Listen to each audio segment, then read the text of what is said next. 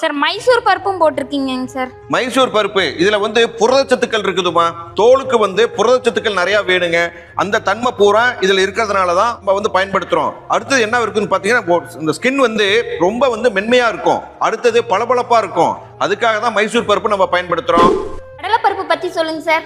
ஏமா, கடலை பருப்பு நம்ம உணவுக்கு பயன்படுத்தி தான் நீங்க பார்த்துருக்கிறீங்க. ஆனா தோலுக்கும் பயன்படுத்தலாங்க. மிகப்பெரிய அற்புதமான பலனை கொடுக்கக்கூடியது. இதுல என்ன இருக்குன்னு பாத்தீங்கன்னா, நம்ம அழுக்குகள்லாம் நீக்கும். ரெண்டாவது எண்ணெய் பசை இருக்குது பாத்தீங்களா, எண்ணெய் பசையும் நீக்குங்க. அந்த மாதிரி தன்மை கொண்டது. அடுத்தது அலர்ஜி, சருமத்தை பளபளப்பாக வைக்கக்கூடிய தன்மை கடலைப்பருப்புக்கும் இருக்குதுமா. செண்பகப்பூ பற்றியும் கொஞ்சம் விளக்கம் சொல்லுங்கள் சார். சரி, செண்பகப்பூ வந்துங்க முழுக்க முழுக்க நம்ம உடம்புல இருக்கிற அரிப்பு மற்றும் தழும்புகளை போக்கக்கூடிய தன்மை இருக்குதுங்க. செண்பகப்பூக்கு அவ்வளவு பெரிய தன்மை இருக்குதுங்க. சார் சந்தனம் கேள்விப்பட்டிருக்கோம். இது என்னங்க சார் சிகப்பு சந்தனம்? இதனோட பயன்கள் சொல்லுங்க சார். சிகப்பு சந்தனம் வந்துங்க இது வந்து ஒரு விதமான காட்டு மரத்தோட சேர்ந்ததுங்க. ஆனா இதனுடைய அருமையான பண்புகள் என்னன்னு பாத்தீங்கன்னா, சருமத்தை பிரகாசமா வைக்கும். சரிங்களா, சருமத்தை பிரகாசமா வைக்கக்கூடிய தன்மை சிகப்பு சந்தனத்துக்கு இருக்குது. ஜாதிக்காயை பற்றி கொஞ்சம்.